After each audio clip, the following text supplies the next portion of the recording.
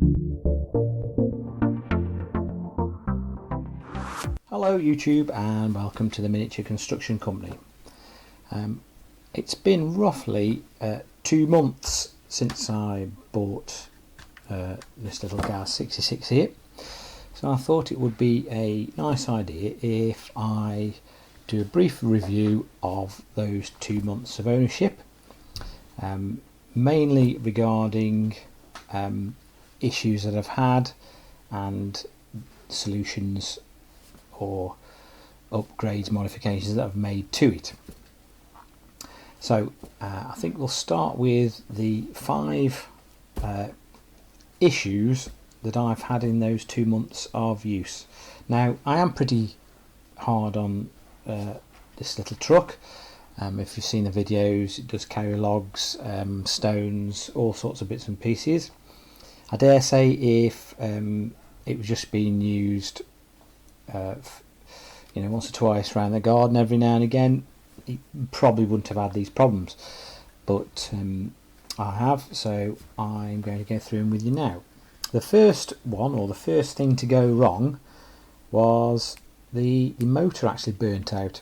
Well, I don't know if you can see there, see the end, hear that?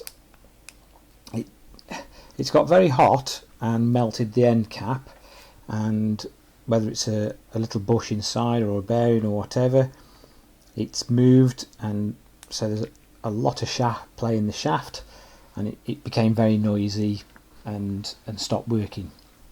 Now I wasn't too worried about this because I've actually ordered, or I did order a 180 motor for it, and it turned up literally as this one gave up the ghost, so I fitted that. Problem solved, and it also had a bit more power. Now the next thing, or things, that I noticed that go wrong on a regular basis are the springs.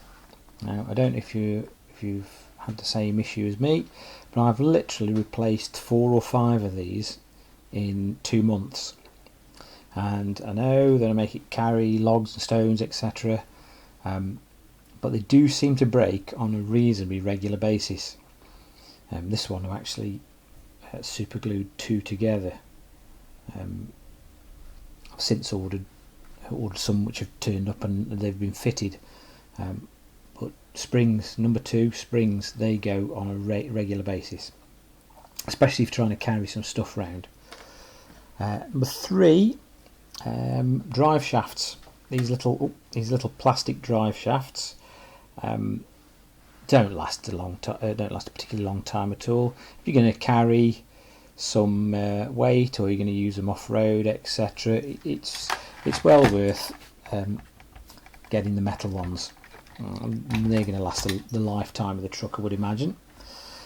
Plastic ones, they tend to elongate the holes out.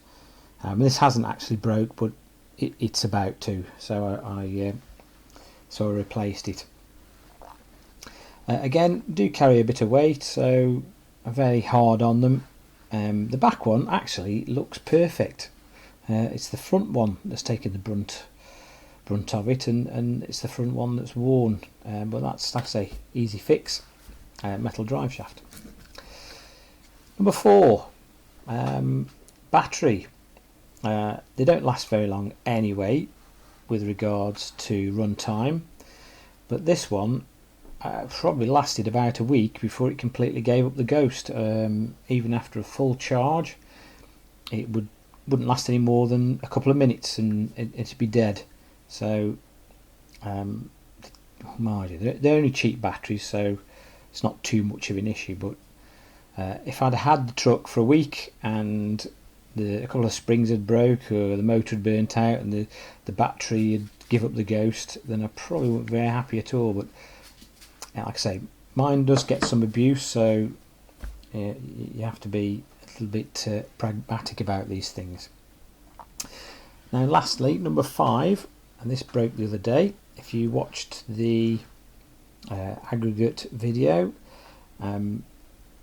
I did fill the bed up with stone. Was a little bit on the heavy side, I must admit, got to a bank and it stripped the gears in the axle, in the rear axle. They're only little plastic bevel gears. My money personally was on the transmission going first, because there's some really small gears in there, but the axle gave up the ghost first, so wasn't too much of an issue because I've just bought that Heng Long truck for a tenner, and the axles and running gear, as far as I can tell, are the same. So all I did was swap it over. And interestingly enough, the Heng Long axle gears are brass. So whether they use the updated WPL ones, I'm not sure, because I think the new WPL trucks come with brass gears, and I might need to be corrected on that, but they're brass inside, so they should last a good while. But like I say, I mean, all these things are wear and tear. I'd have been a bit disappointed with the battery, but wear and tear. I mean, I do load it up, and it does do things, so you need to forgive it that more than anything else.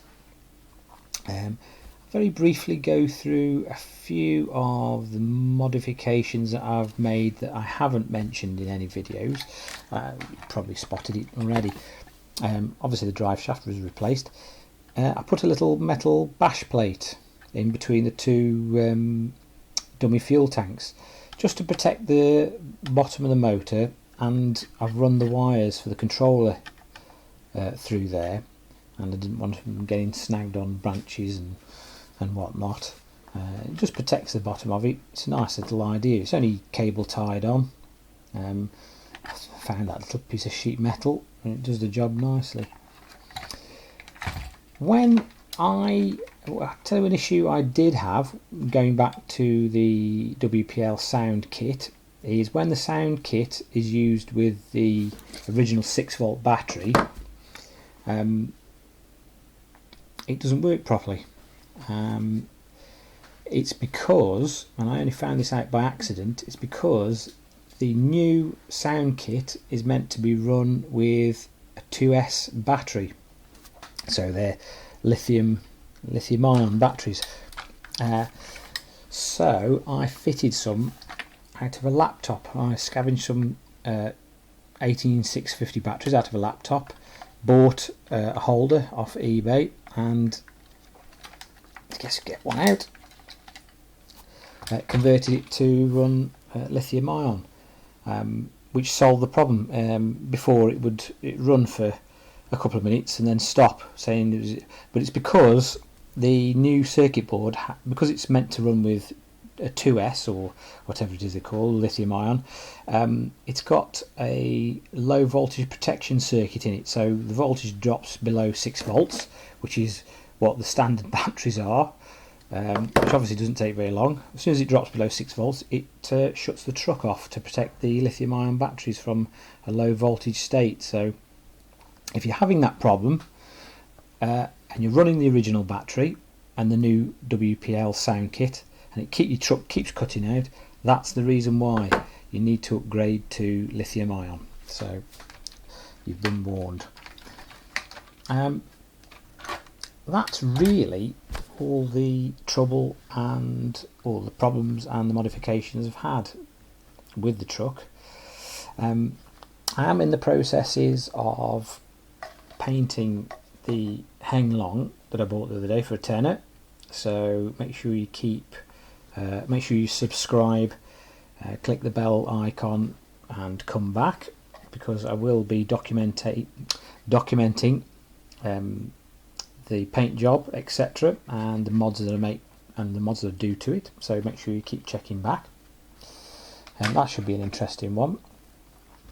As ever, I hope you found this video interesting and of some use.